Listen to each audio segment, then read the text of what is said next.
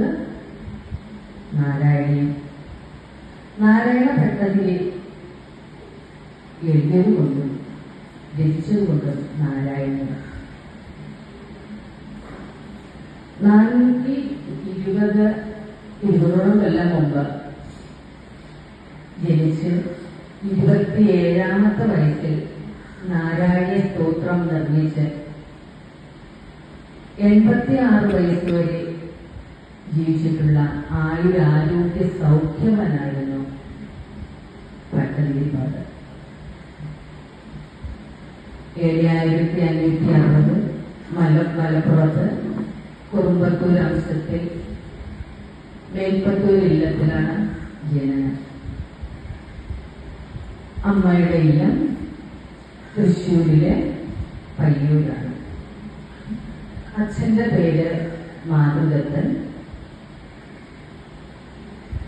ഒരു ജ്യേഷ്ഠനും ഒരു അനുജനുമുണ്ട്. ജ്യേഷ്ഠന്റെ പേര് ദാമോദരൻ, അനുജന്റെ പേര് അച്ഛന്റെ പേര് പോലെ തന്നെ മാധുദത്തൻ എന്നാണ്.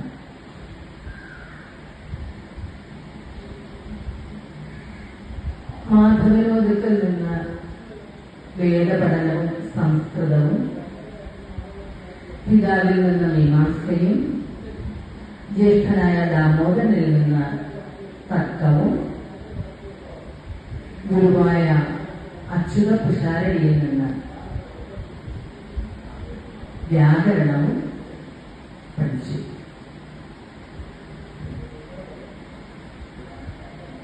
അച്യുത പിഷാരടിയുടെ മരുമകളായ മാളു പിഷാരസ്യരെ വിവാഹം കഴിക്കണമെന്ന് മേൽപ്പത്തൂരിന് ആഗ്രഹമുണ്ടായി.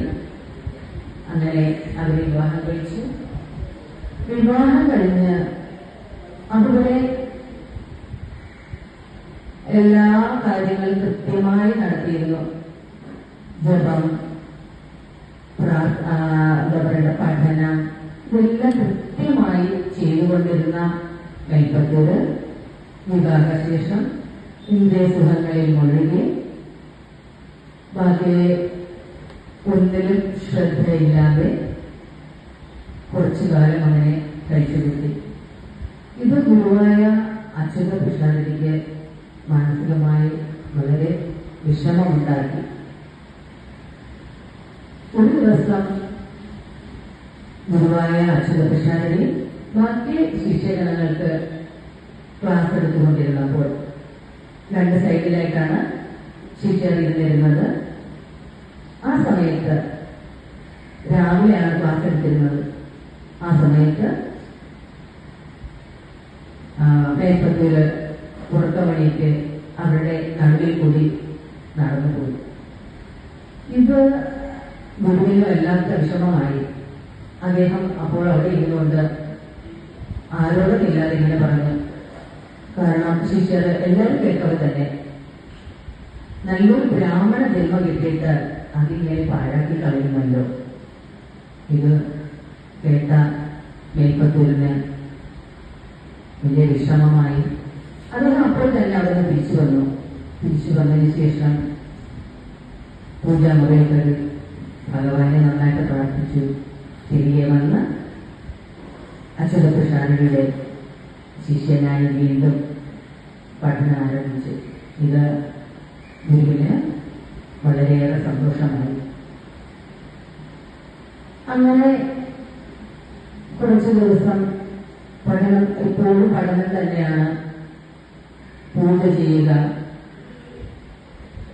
കിട്ടുന്ന സമയം മുഴുവൻ പഠിക്കുക.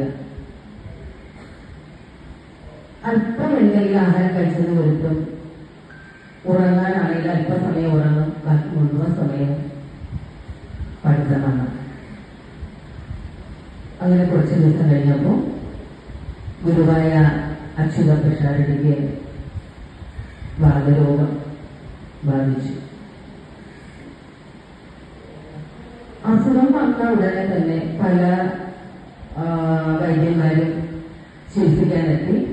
എന്നാൽ ഈ അച്യുത പിഷാരടി നല്ലൊരു വൈദ്യനാണ്. പക്ഷെ അദ്ദേഹം പല ചികിത്സകളും ചെയ്തിട്ടും അസുഖത്തിനൊരു മാറ്റവും കണ്ടില്ല. അവസാനം ജാതകം നോക്കിയപ്പോൾ ജന്മാന്തര ദുരിതമാണ് വാതരോഗത്തിന് കാരണമെന്ന് തെളിഞ്ഞു. ഉടനെ തന്നെ ജോസഫിനെ വിളിച്ചു വരുത്തിയതിനു ശേഷം എന്താണ് ചെയ്യേണ്ടത് എന്ന് ആലോചിച്ചു. ആ സമയത്ത് ഭട്ടതിരിയുടെ പേര് അപ്പം കർമ്മവിഭാഗദാനം ഏറ്റെടുക്കണം. അതിന് കഴിവുള്ള അല്ലെങ്കിൽ ആരാണ് അതിന് മുമ്പോട്ട് വരിക എന്ന് ചിന്തിച്ചു. അപ്പൊ അവിടെ ഒരു ശിഷ്യൻ വിളിച്ചു പറഞ്ഞു, മേൽപ്പത്തിന്റെ പേരാണ് വിളിച്ചു വരുന്നത്. അപ്പൊ ഗുരുവിന്റെ അസുഖം സന്തോഷമായി സ്വീകരിക്കാനായിട്ട് അദ്ദേഹം തീരുമാനിച്ചു. അതിനുശേഷം ഗുരുവിന്റെ അസുഖം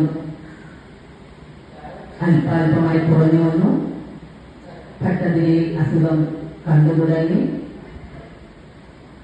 അങ്ങനെ 2-3 ദിവസം കഴിഞ്ഞപ്പോ ഭട്ടതിരിക്ക് തോന്നി, ഗുരുവായൂർ പോയി ഭജനമിരുന്നാല് അസുഖം മാറും. പലരും ഇങ്ങനെ പറയുന്നത് കേട്ടിട്ടുണ്ട്, ഗുരുവായൂർ പോയി ഭജനമിരുന്നാല് വാതരോഗം. അദ്ദേഹം ഒരു ദിവസം തിരുവോണ ദിവസം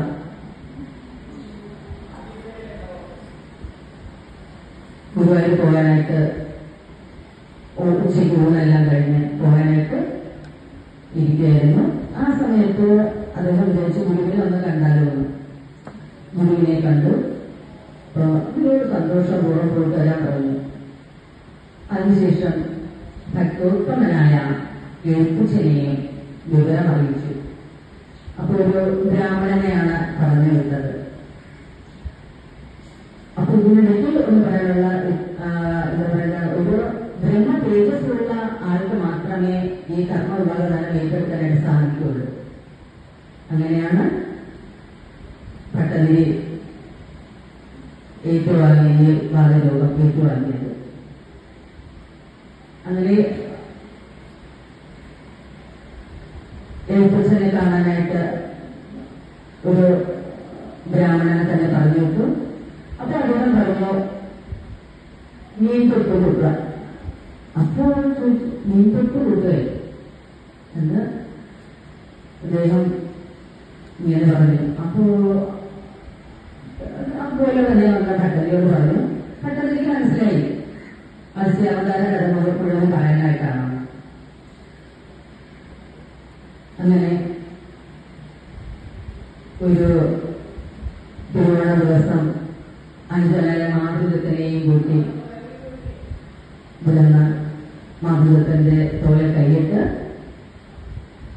കുറച്ചു ദൂരം നടന്നു പോയ ശേഷം പിന്നെ വഞ്ചിയിലാണ് നടന്നു പോയത്. പിറ്റേ ദിവസം ഗുരുവായൂരെത്തി. അവിടെ ചെന്ന് ഭഗവാനെ നന്നായിട്ട് പ്രാർത്ഥിച്ചു. അതിനുശേഷം അദ്ദേഹം തീരുമാനിച്ചു, എന്തായാലും ഇന്ന് തന്നെ എഴുതി തുടങ്ങാം നാരായണീയം.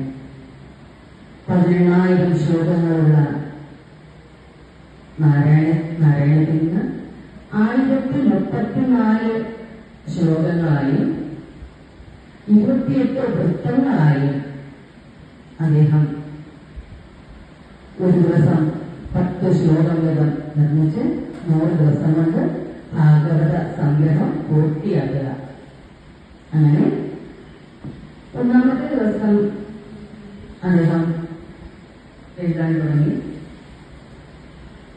ഇദ്ദേഹം പറഞ്ഞു കൊടുക്കുന്നത് അനുജനായ മാതൃദത്തൻ ആണ് എഴുതിയെടുക്കുന്നത്. അങ്ങനെ 1ാമത്തെ ദശകം അദ്ദേഹം എഴുതാൻ തുടങ്ങി.